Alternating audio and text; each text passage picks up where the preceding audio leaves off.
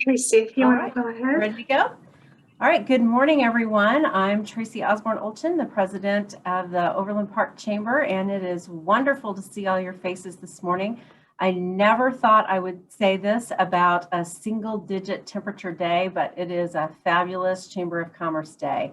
We're going to be in the 20s today, and the sun is shining, and I just couldn't be happier to be back to some semblance of normal and back in the office and seeing your faces on today's call. So we are really excited about today's program, and I know you're going to learn some great lessons from our speaker who will introduce here in just a few moments. You're seeing on your screen our sponsors who make today's program possible.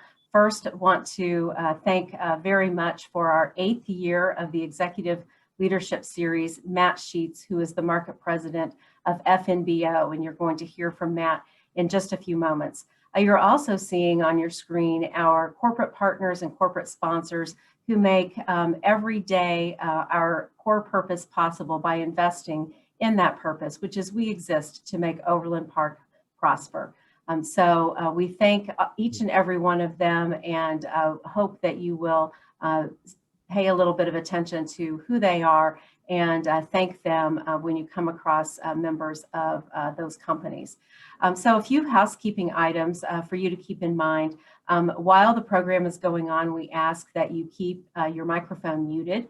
However, there is going to be a session of question and answer at the end of the program, and you'll be able to either ask your questions yourself by unmuting, or throughout the program, as a question occurs to you, you're welcome to go ahead and drop that into the chat, and then we will facilitate those questions for you if you prefer to do it that way.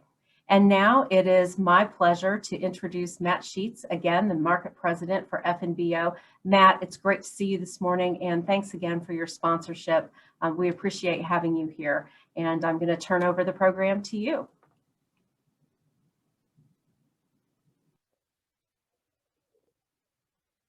Good morning, Tracy and everyone. Thank you for attending this morning's OP Chamber Executive Leadership Speaker Series.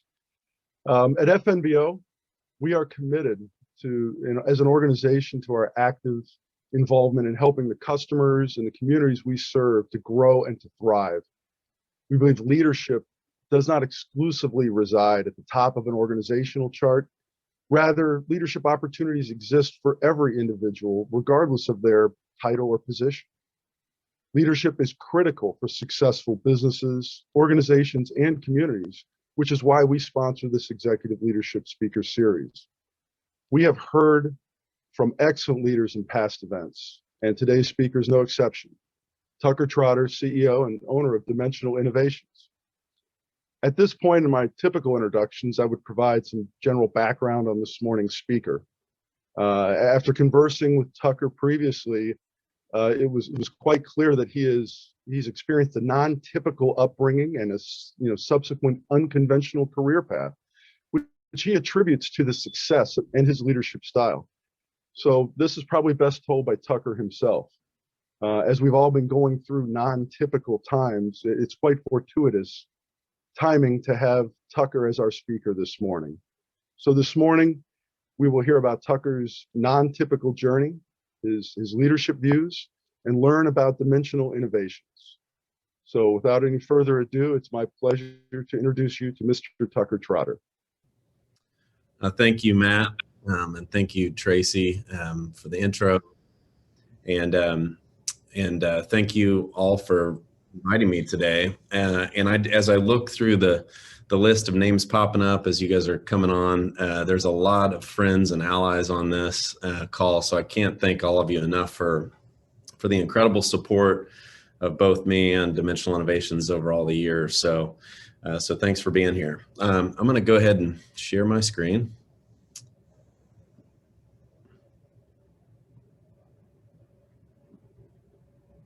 And pull up the presentation. So hopefully everybody sees that. Can I get a thumbs up? All right.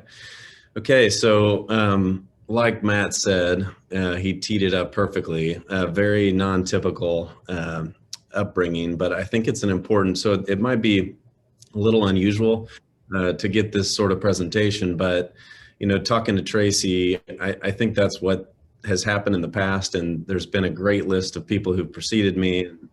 So I think that's really part of the goal here, is to learn more about my journey and less about a commercial for dimensional innovation. So let's see here.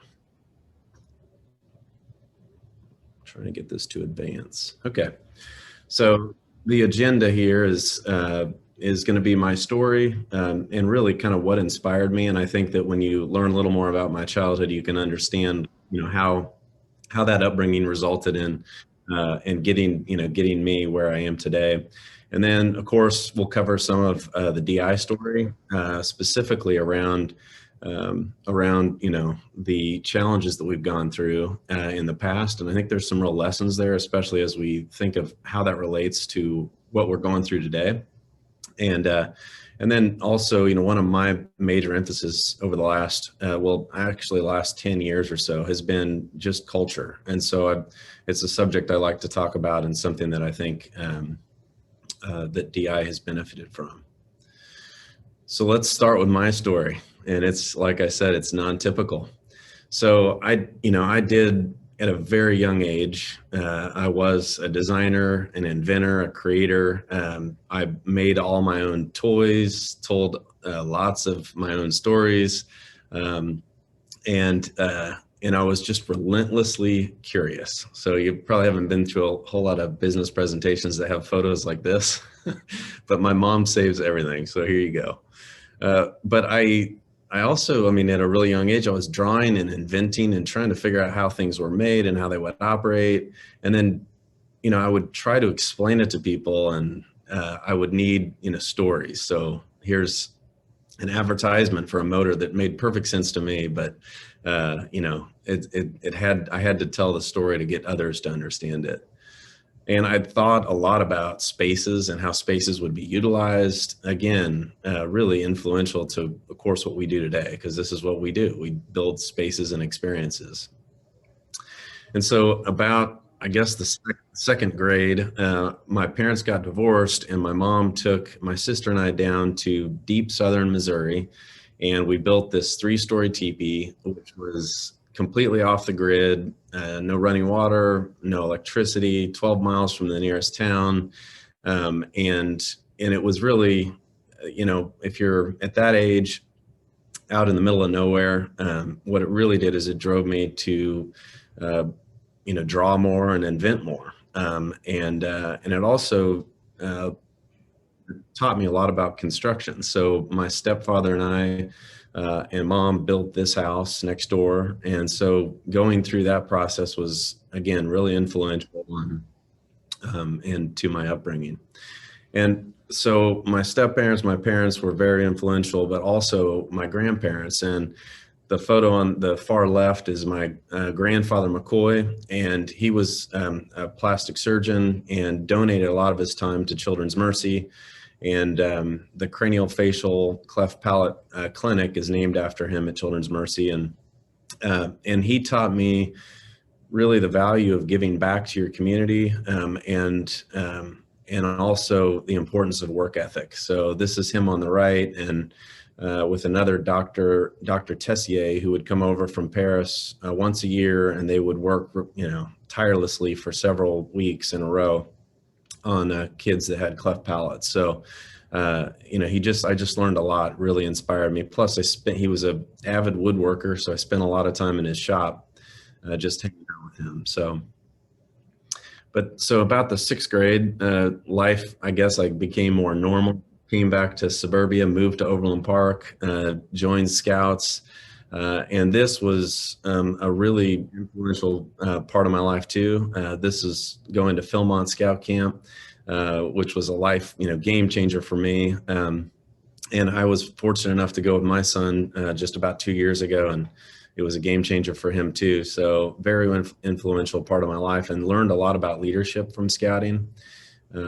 And then, I don't live in the glory days of high school sports, but I include this because this is Shawnee Mission West, which is, of course, a proud Overland Park high school. So, but maybe one of the most influential things early on, I went to KU I was the manager of Bullwinkle's 2 years in a row. And when I took over uh, the business, it was losing about $25,000 a year. And the 2 years I ran it, it was the top seller of keg beer in the state of Kansas, which is, I'm very proud of. But it was a total dive bar, and it's still up there today in Lawrence. But I was really proud of it. And what it really did teach me is how much I enjoyed running a business, how much I enjoyed building teams, calling the shots, and how important it was to have the right people on your team.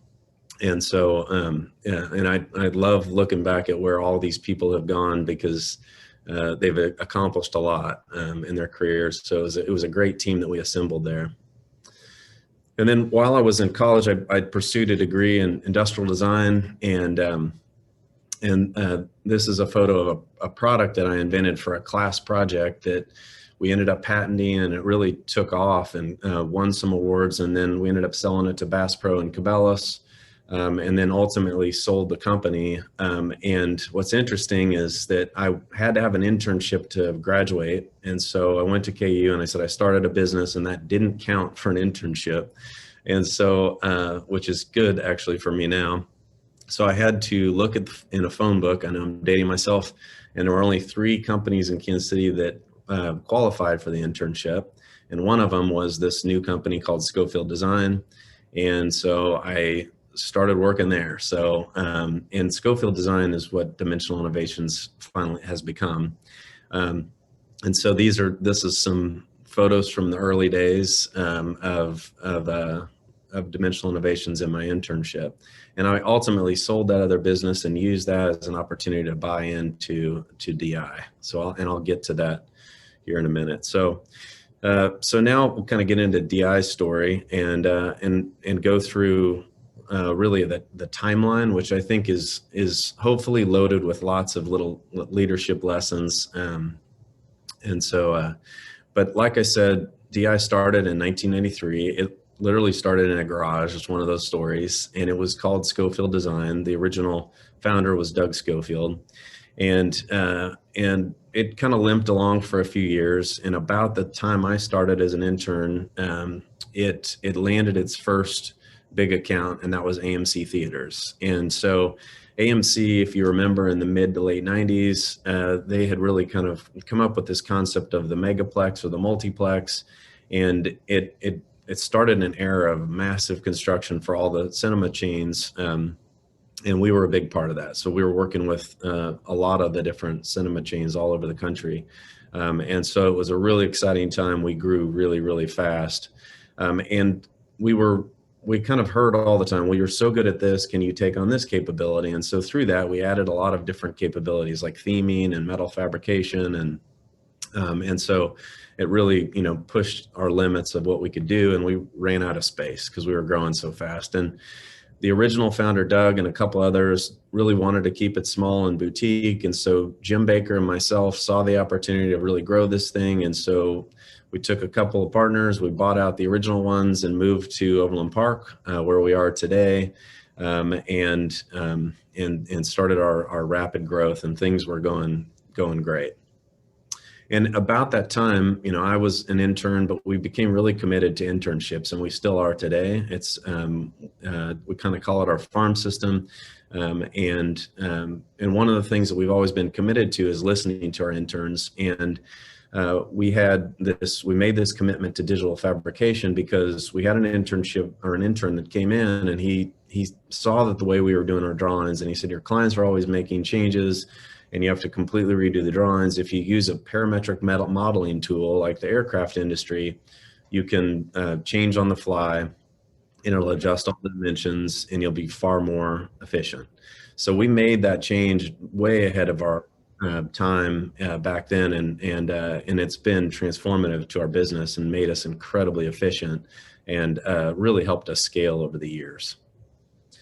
So everything's going great. We're in this new building, and about 2002, the cinema industry had kind of overbuilt, and got in a lot of trouble. And so at that point, they all pretty much stopped construction, and we had made the mistake, like a lot of businesses, and really committed to one vertical. And we were very vulnerable. And so our bank at the time came in, and they saw that vulnerability, and they said, you know what, we're really not interested in staying with you guys. And so we're calling the note. It's over. And my partner at the time, Jim, said, basically get out, give us 90 days, and we'll find a new bank, and then we'll get this figured out. So we had a short window, and I was a designer. I didn't think designers were salespeople, but I didn't have a choice. So I learned really quickly that everyone's in sales, which is a mantra we still say today. And so I went on the road to figure out, okay, we got all our cinema business by working great with architects. And so who can we find in the architectural world in Kansas City that can help us find another vertical to work in? And little did I found out that Kansas City is the sports architecture capital of the world. So, which is something we should all be really proud of. And so, within a few weeks, we land our first sports job with the San Antonio Spurs. And the cool story about this is that just yesterday we had YouTube in here for the SoFi Stadium, the Rams Chargers Stadium. And that project is with the same woman who ran this job for the San Antonio Spurs. So, and we have done probably 15 other projects with her. So every place that she goes to build, including the Sprint Center, every place she goes to build a new project, we come along with her. So it just goes to show you the power of taking care of your customer and creating loyal clients. So we also learned that lesson the hard way, and so we did two things. One, we didn't want to have debt and have a bank hold us hostage like that again. So we became much more fiscally responsible, but we also wanted to make sure that we weren't dependent on one vertical. So we started branching out and making sure that we used our capabilities in as many verticals as we could, and branched into retail and healthcare and museums and transit, and we're still expanding today. And then, kind of the Great Recession happened, and, when a lot of companies were in panic mode, we had taken care of things, saved up, didn't have any debt, and we used it as an opportunity to really invest. So we added some incredible talent that architects and designers that had been laid off. And we started our innovation lab and really focused on how we could double down and grow from that time period. And all those folks are still with us. One of them runs a spinoff company. So there's some great stories that came from that. And again, it was taking advantage of a downtime. And so in 2010, we learned another tough lesson, and we forgot the valuable lesson that sales doesn't equal profit, and we were really focused on growth more than anything else. And we did the Oak Park Mall project for another design firm. So typically we design and we build. In this case, someone else had designed it, and we just wanted to keep our team busy. So we did the project, and it was a really rough project. We didn't make any money, and everyone was very tired. It turned out beautiful. The signage is all still there today. We're proud of it. But it really made us refocus on what we believe in and go back to our core purpose and our core mission. And so again, it was a great lesson in making a mistake, and we learned from it. But in that same year, we also did our first technology project for Mizzou, and it got so much attention nationwide that we realized that this was a really important part of what we need to do going forward. And so we really started to double down on our technology team and our growth and our capabilities, which is now one of our fastest growing areas. So, and so this is, I've kind of already touched on this, but just our commitment to design, build, and making sure that that's the way we moved forward. So, part of the innovation lab I spoke about, one of the great byproducts of that was a product that came out of there and some intellectual property that came out of there around designing microbial resistant casework for the sports world and also for healthcare. And so that's spun off Shield Casework. They're now in North Kansas City, and growing company, and you can't imagine a company that's better positioned to grow from the events of last year. And so we're really excited and proud of what they're accomplishing right now. And 2014, Jim Baker, my partner, retired, which gave me an opportunity to make space for my partners now, Tom Collins, Justin Wood, and Allison Schmidt, and really helped us kind of take on a new trajectory. And this was also when I really decided to focus on culture more in our space. And we also decided at that time to start Rockbox, which is a video content company that is now part of DI. And then also our DI Foundation, because we really knew how important it was for us to give back to our community.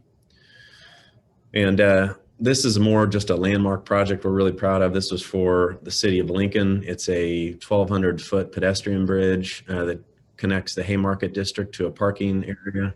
And this was another cool story. This was done for Polly Yancey, Paula Ports, who I mentioned earlier, for the San Antonio Spurs, our first sports project. So another great project for her. And the great thing about this is this is an aerial photo of it. You can read Lincoln from Google Earth, and you can read it from the sky, and you can also read it from both sides. So really cool project, something we're really proud of, and it's won a lot of awards. Overland Park should do one. So then in 2016, we started DI Build, and DI Build was really started to help us deliver projects more seamlessly and without friction to our clients. And so this is a project we're doing right now for the Broncos, where we're building out the construction side, and then also DI is doing all the experiential stuff. So another part of our development and growth. And then, we've really been just the last few years focusing on building out our executive team, and we have an unbelievable team.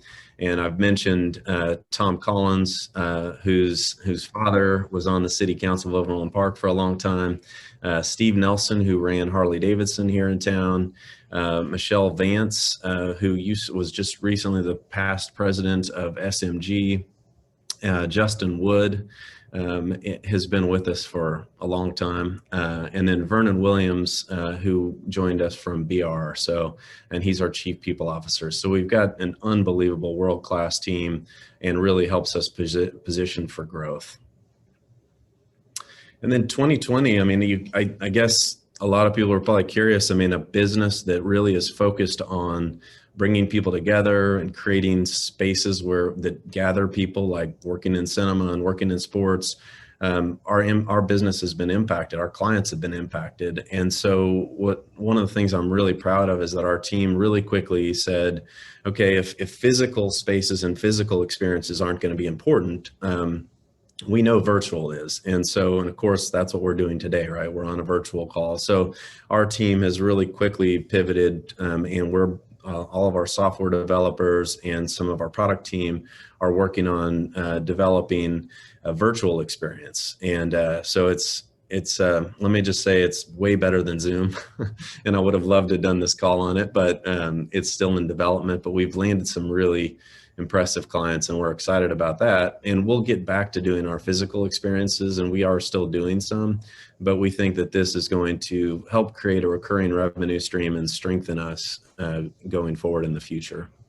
So again, a really cool story about how we can use downtimes to strengthen as a company. And then, some of you maybe have saw the press last year about us trying, to build on or add on to our campus. And, the addition is probably not going to happen for a while, but we did buy the building next door to us, and we've expanded into that and been able to bring about 100 people that were in Lenexa back to our Overland Park headquarters. And it's been transformative. Our shop has been operational this entire time, and just getting everyone back together has just been awesome for our culture and for our efficiency. And so we're really excited that we've been able to accomplish that. And again, the fact that we've slowed down a little bit has helped us do this and do a lot of that ourselves. So again, another opportunity for growth for us. So a little bit more on us. I'll go through this quick, but we, like I've touched on, we're one team, and that's what's exciting. And we're made up of a really eclectic group of innovators, fabricators, architects, engineers, coders. I mean, it's a really diverse group of people, which makes it challenging from a culture perspective, but also I think we accomplish so much great work through adversity that it brings us together as a team. So, and what we talk about our three uniques and really what makes us different.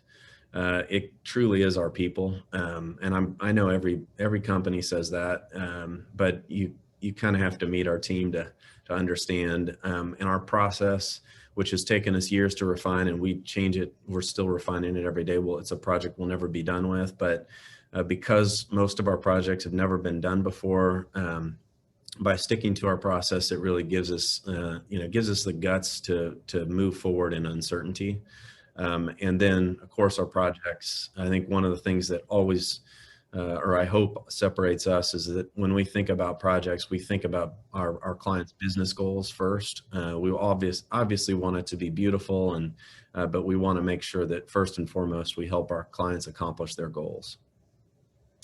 We've got some great clients, and this is just a small cross section of them.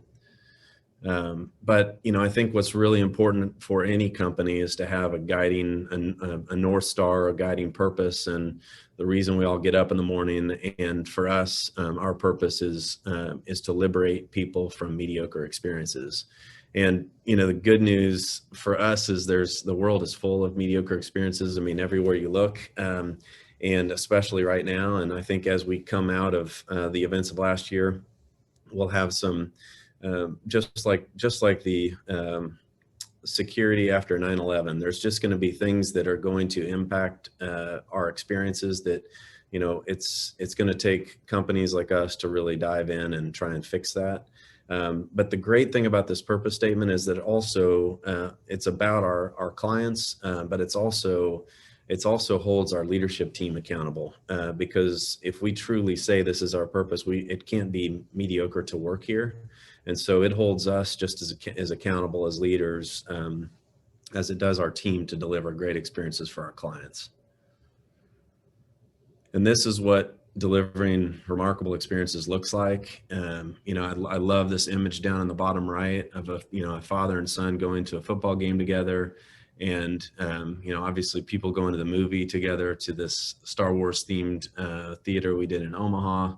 The photo in the up in the middle up top is, a girl playing at Wonderscope, the new Wonderscope that just opened.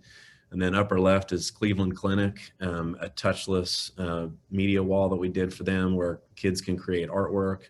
And then, concert goers. So it's everywhere we're trying to create remarkable experiences. And, I love this photo of this couple shopping for a diamond ring. I mean, talk about mediocre. Like, that is the most nerve-wracking experience ever. And we try to make it fun and interactive. He looks worried. That's all I can tell. But we have a lot of fun with what we do. So I've mentioned culture a bunch of times here. And like I said, it's something I've really focused on a lot. So I'll touch on that a little bit. So when I think what it takes to build a strong culture, I think it's obvious. You have to take care of the team, and you have to do that in a lot of different ways. And when you talk about culture, I think it's such a hard thing to define. But I think the best definition I've ever heard of it is, when you see it. And I think one of the things that we hear often, and it's a little different now because we have so many folks working from home, but we always hear people can feel it when they walk into our building. And so it's almost an energy that a group of people that are aligned on a single purpose puts off. And then I think one of the things that I like to say and think about a lot is that, our business, anybody could copy what we do. It would be complicated, but you could certainly do it.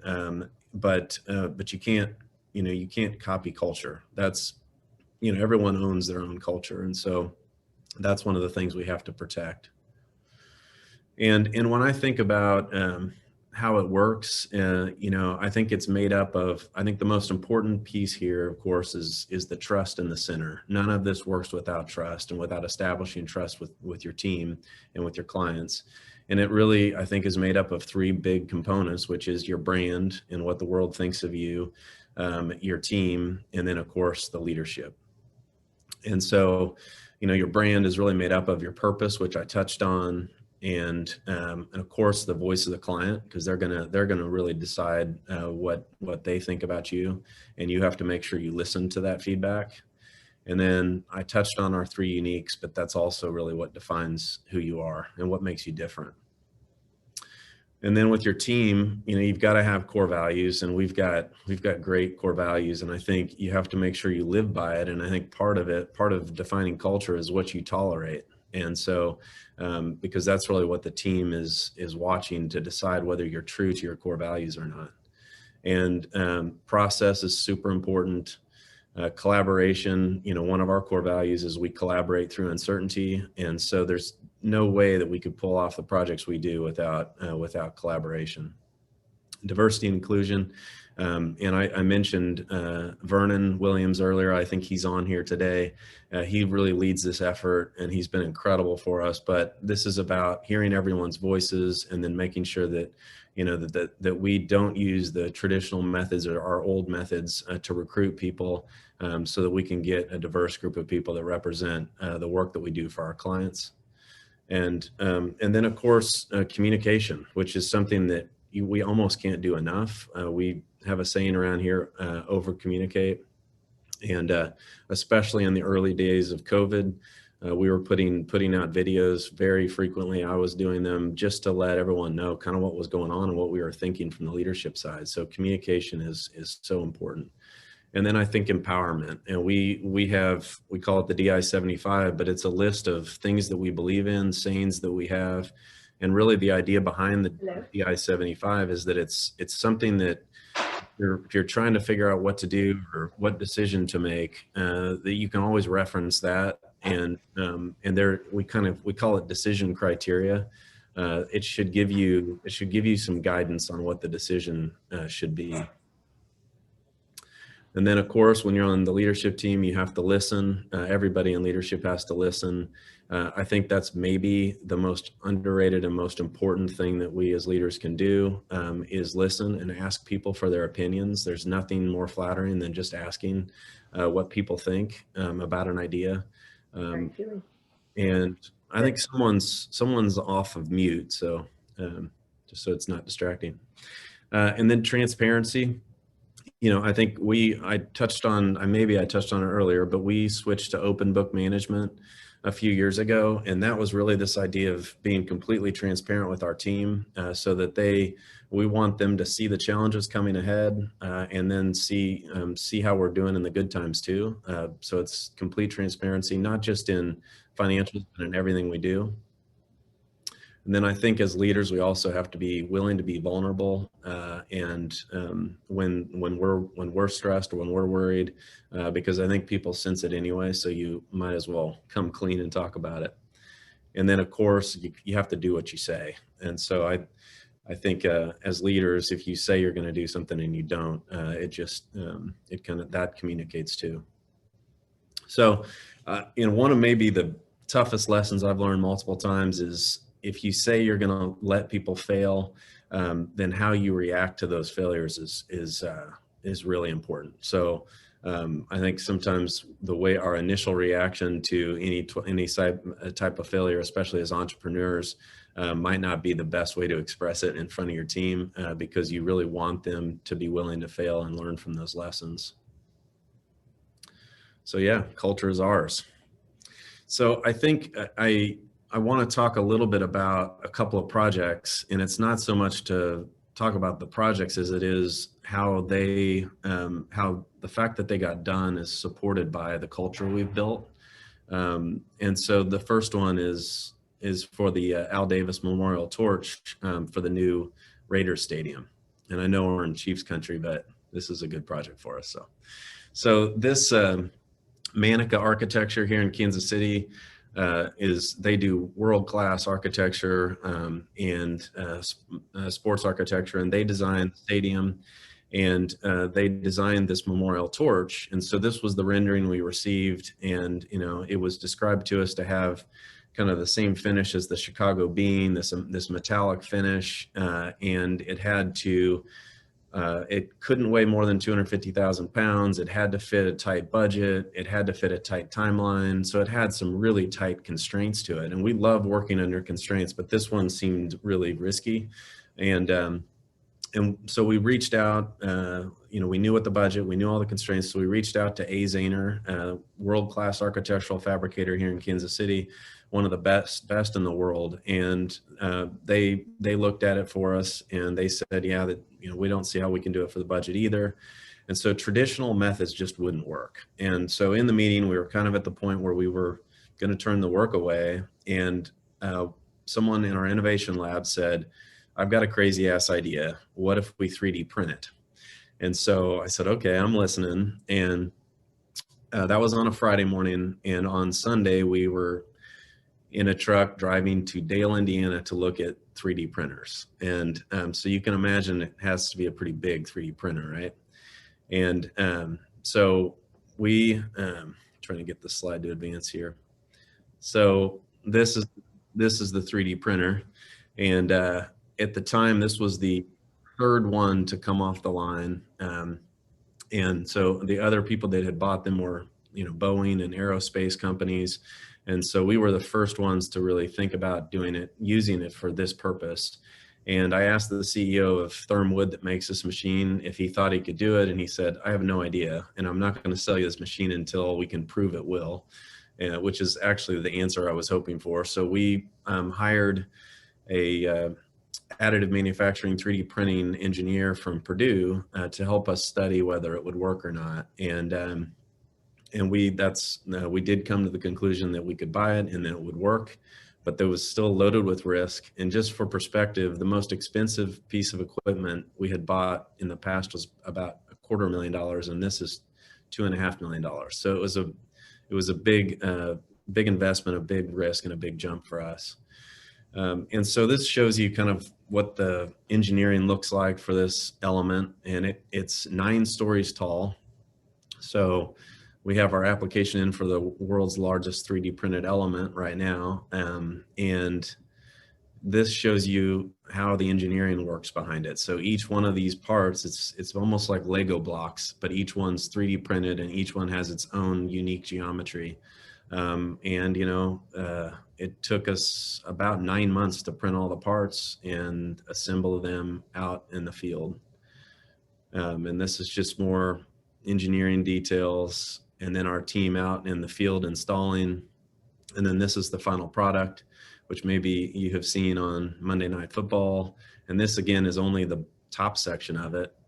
And then this is from below looking up through it. So obviously a project we're really proud of and very happy it turned out well. And I think that when you think about our core value of collaborating through uncertainty, I think this is a perfect definition of that.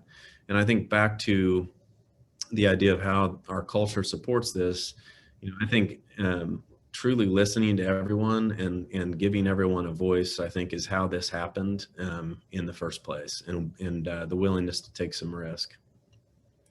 And this is the team that put it together. So a small cross section of our company that did amazing work to pull this off in really a pretty short amount of time. So the next project, I only picked 2 here to go through. And this one is, I think, important because this speaks to how our team listens to the client. And so the client, University of Iowa Children's Hospital, asked us to come up and look at doing a theater for them. And they really described it as just a theater where the kids could roll in their wheelchairs and come in and watch movies together, but just a traditional theater where they could play movies. And so we started asking questions, because that's what we do. We're curious, another one of our core values. And through those questions, we came across this story about a kid that was there undergoing treatment, and he'd been there, he was sick and been there for months, and they were running test after test after test. So the doctors and nurses were poking and prodding Drew's his name, and he just had nothing in his life that he could control. And so he asked his parents if they would bring his desk lamp from home. And they said, sure, we can bring you a lamp. Why do you want that? And he said, because it's something I can control. And so he would flip it on and off because, again, he had control over it. And when we heard that story, our team went back and said, okay, we like the idea of the theater, but what if we did more than just a theater, and we made it a space, an immersive space, an immersive experiential theater where kids could fly around and play games and create their own experiences. And so that's what we developed, and it's really been phenomenal, the reaction we got from it. And videos don't play great over Zoom, but I would encourage you to go to our website if you want to learn more. This one project has led to an incredible amount of growth in pediatric healthcare for us, really doing the same thing, because there's a lot of research and studies that support this idea that you can distract kids from pain through technology. So it's finally technology for good instead of evil. If you're like me, you're yelling at your kids for staring at their phones, and here's an opportunity where it's actually doing something great. And one of the great side benefits, here's a kid using it, and it's Kinect controlled, so there's no they're not touching anything, they're just moving their arms, but they're flying through the space. And so it actually speeds up healing. They're moving, and they have less narcotics are used, which improves their chances later on in life to not get addicted. So there's just so many great things that happen from this. And the team that gets to work on this work is very inspired and motivated. Here's Drew enjoying it. So now I'll just talk a little bit about, where we're going and moving forward. So I mentioned this earlier, but here we are kind of combined into one space. And I know it's probably not that exciting to everybody else, but it's so exciting to us because we're growing so fast. In 2017, we had no choice but to go and find more space. And it took us years, and Bill Ebel's on here, and he knows how hard we worked, and he helped to try and purchase the building next door to us.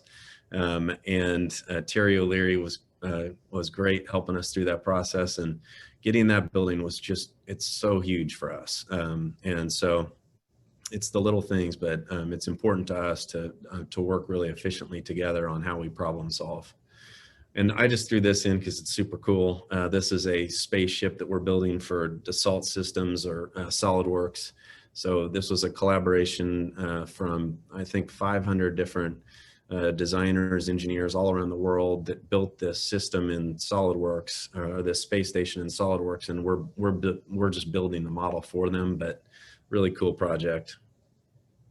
Just one of the things that's on our shop and then, I mentioned earlier that sometimes you have to pivot, and that's really what our team did this year.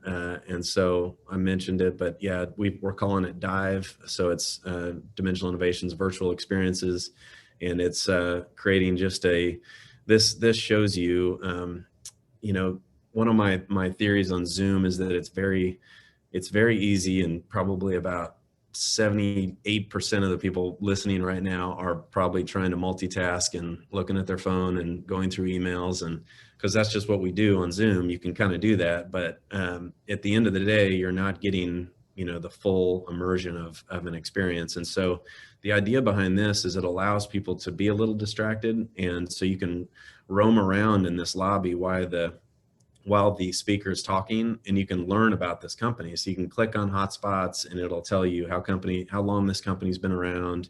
So it gives you a distraction, but it's within the confines of the brand that you're exploring. So it's a really, really a powerful tool, and really excited about what this can do for companies.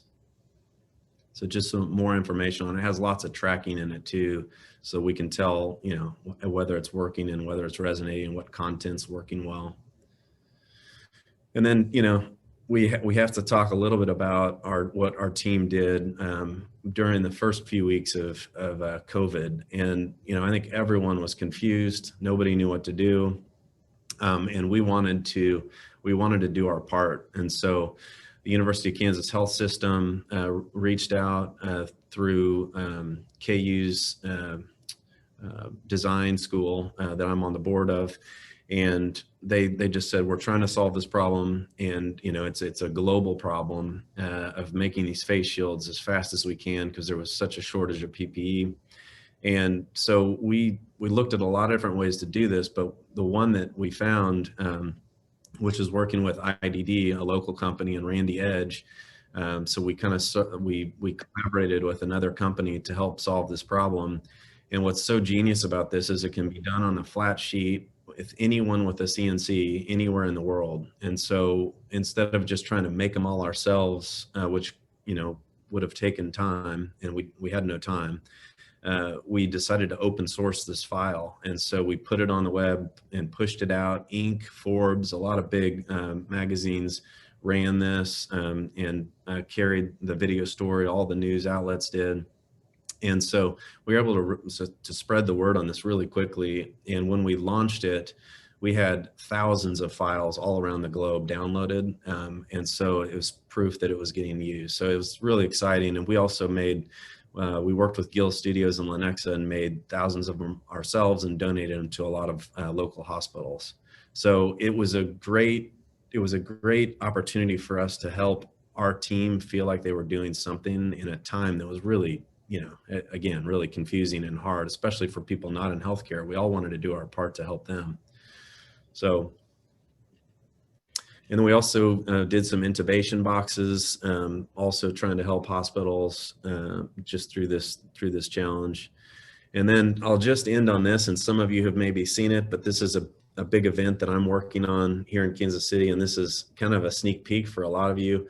But it's, if you guys remember the cow parade, which was 20 years ago, this is the Parade of Hearts. And so it's a similar idea. We're going to make, the plan right now is to make 200 of these blank canvases, which will be just white hearts, white fiberglass hearts. And then artists will have an opportunity to submit their designs and create artwork on them. And they'll be spread all throughout our city. So we did a quick little demo for the Overland Park Chamber, I believe, a couple months ago about this, or maybe a month ago. But we were really excited about this opportunity. And so if anyone wants to learn more, I would love to tell you more about it. So the Negro Leagues Baseball Museum, DI, Charlie Hustle, and the University of Kansas Health System are the kind of founding partners. And then we've got Blue Cross Blue Shield Kansas City and J.E. Dunn Construction and U.S. Engineering, I saw Bill on here, are also kind of top tier sponsors for us. So, and like I said, we're just getting started and just spreading the word, but all of the money that's raised from this, of course, it's going to help impact the art community in a positive way because of the stipends that'll go out to the artist, but the leftover net proceeds are going to go to those most impacted by COVID.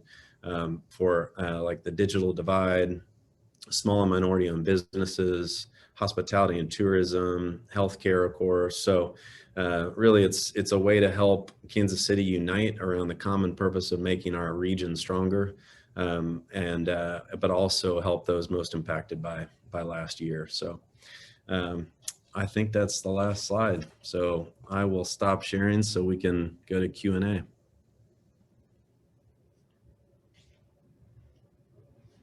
Tucker, that is just phenomenal. I have to say that I knew that I was going to be just absolutely touched by what you had to share with us after we had our prep call a couple of weeks ago, and I just absolutely was not disappointed. So thank you so much for your comments. I know that we have a couple of questions in the chat, but I want to open it up first to anyone who would like to unmic and ask a question personally.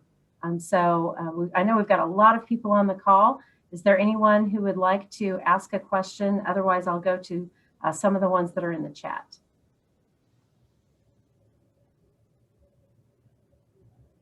All right, well, I will just jump right in.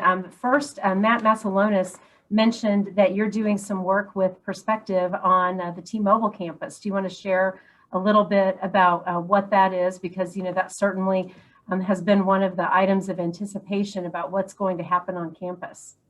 Well, yeah, Matt probably knows a lot more than I do, but we're just in the early conversations there. But I think, one of the goals for that, and this is a project we've all been, around for a while, is, how do we make it more inviting? So right now, and I know the new owners feel this way, the parking garages make it less inviting, because that's really what you see first. And so I think one of the challenges is going to be, how can we make the campus feel more inviting, and instead of kind of pushing people away. So I think it's one of those exciting constraints and design challenges that we are really excited to collaborate with Matt on and figure out the right answer. That's great. A question from Sabrina at Fulston-Siefken, and I kind of had a similar question. You had an unconventional path, but you were kind of laser focused. It was like you were made for what you're doing now. What kind of advice would you give to a college student who came to you and said, I'm not quite sure what to do with my future path? And how would you advise them now? Yeah, it's funny because I've got a 17-year-old and a 14-year-old and 12-year-old, so I'm thinking about those same things. And I give a lot of student tours. So last night I had 3 high school kids come through on a tour, and I think one of the I don't you don't know what's going to inspire somebody, and so I guess the advice is to follow follow your passion, follow what drives you. I was just really lucky that I'd stumbled on the degree of industrial design. I can't believe there was a degree for that. It was so fun. And I feel that way about what I do. So I think if you can find that in life, then you're going to put more into it. And so the challenge is, how do you do that? I've tried to find that with my kids, find what really resonates and where their passion lies. And some people develop that at a different time. And so I think once you discover it or think you found it, then I think it's about pursuing it as fast and as hard as you can. And that's easier said than done.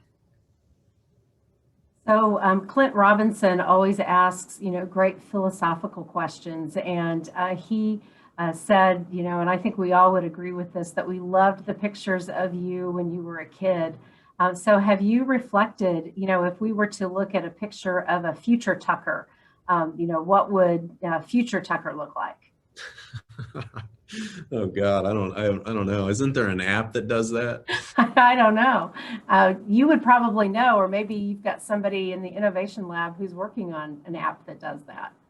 I don't know. I hope future Tucker is just happy and healthy. So, and I think if I continue to pursue what I'm passionate about, I will be. So. Well, that's a great answer. It kind of goes to, I think, Clint's second question, part 2. I think he feels and maybe expresses what a lot of other people are, that, we seem a little bit broken right now. And so, I think he wants to know, metaphorically, how do we go back to the TP for a little bit of a refresh?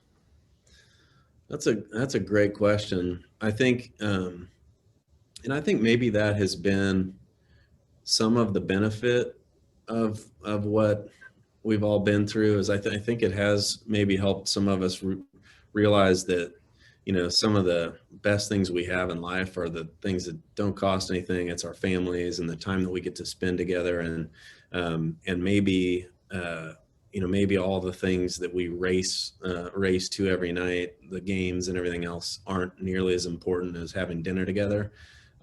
So yeah, I don't know. I think that there's been some really great benefits that have come from this. And so what I hope we can all do is remember those as things start to speed back up again, which they're already speeding up for me, and I'm finding myself getting caught right back into what I used to do. So I think it's a reminder for all of us to remember the good parts that we've discovered through all these challenges. So I don't know if that addresses Clint's thing, but I did also see Clint's note about I've come a long way since the warm Coors beer at the bowl. And that's really, really hard to hear because I obsessed about having the beer really cold. So I feel like I've let somebody down. I think he must be referring to some other manager, not you. Yeah, probably. Yeah. Yeah, you probably left a playbook and someone's not following it, is what it sounds like. So yeah, Kelly Douglas had a question, and it's really my question too. Secrets and tips to hiring well. You know, you talked a little bit about, you know, people can do what you do, but the culture is yours. And, you know, so culture exists, but you've got to make sure that when you make those hiring decisions that you're also hiring for potential culture. And so how do you ferret that out? Well, I guess my favorite, I guess if it's a secret, I mean, my favorite interview question is, what was your first job? And then I usually have to follow up with, and I don't want to hear about the first one in your resume. I mean, your very, very first job, because our team, it's, you know, work ethic is so important here. Of course, it's a Midwestern core value, but so I think it's pretty common. But you know, the most common answer here is a paper route in the 4th grade. You know, I bagged groceries. I mean, the stories, it's those kinds of things that it helps us identify those are our people. And so I think, I don't know, if that's a secret tip, I don't know. It sounds pretty unsophisticated, but it's seemed to have worked well for us. Yeah, that's great. So I think I've gotten to all of the questions in the chat. I'm going to open up the mic, another chance for someone in the audience, and I think Matt probably also had a question or two. He's always good for some insights. Yeah, Tucker, I would kind of a little bit of what we spoke about prior to this meeting. What have you done to help establish, nurture, maintain the culture in your organization? What kind of tactics have you put in place, and what are some that have been the most effective? Well, I think culture is it's just like anything. You're never done with it. It's like the Golden Gate Bridge. You start painting at one end, and you know, by the time you finish, you have to start over again. I just so we're never done. We're never done with the work. But you know, I mentioned Vernon earlier, Vernon Williams. We brought him on specifically to be our chief people officer, to focus on that, to help us. It can't, you know, and it can't be something that's delegated. So it has to start with me. I have to be 100% committed to it. But having great people around me to help further the cause is important. But, you know, I mentioned the DI 75. I think having documents that speak to our core values and speak to what we believe in, and giving people an opportunity to learn more is really important. And we put a lot of emphasis into what we call our welcome meetings. So when a new team member comes on board, we try and do one a month. And so it's almost like a new class that joins together. And the meeting is several hours, but it's as much about learning who they are, and so that they can get kind of close together as a culture, or as a class. And so that new class is going to kind of go through the company and grow through the company together. And so I think culture has to be built almost in teams to be really effective. It can't, you know, so I think, you know, having core values is super important. Communicating everything really, what we believe in is important. And then I think helping small groups form and strengthen together, I think, is also really important.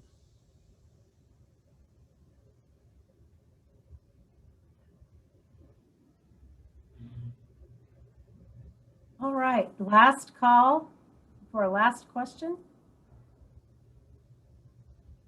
Okay, seeing none, I am going to let everyone else get on with their day. Tucker, I just can't thank you enough. This has been, I think, one of the best hours that at least I'll speak for myself, that I know I've invested in a while. And judging from the chat and some of the direct messages I've received, everyone else feels the same way. They can't say enough about your leadership and that of your team, the contribution that you make to our community. You saw Beth's comment, I hope, in the chat that you're the coolest company that she's had the opportunity to work with in her economic development career, and I echo that. So please extend to all of your team how much we appreciate having you in Overland Park and having your investment and growth here. And thank you again for sharing your leadership journey with us here this morning. I can tell you, I certainly learned a lot, and I think everyone else did too. Matt, it's always wonderful to spend time with you, and we appreciate you and the FNBO team for once again sponsoring this series. And to all of you who took the time to join us this morning, we appreciate your investment of your time and your involvement in the chamber. And thank you once again. A couple of very quick announcements about some upcoming series. We have our next ELS is going to be on May 11th at 8:30 in the morning. And our featured speaker will be Peter Maluk with Creative Planning. We know that he has been on our target list, just like Tucker has been for a long time. So mark that date on your calendar. We also have a Washington update with Representative Sharice Davids. That's on February 26th at 9 o'clock.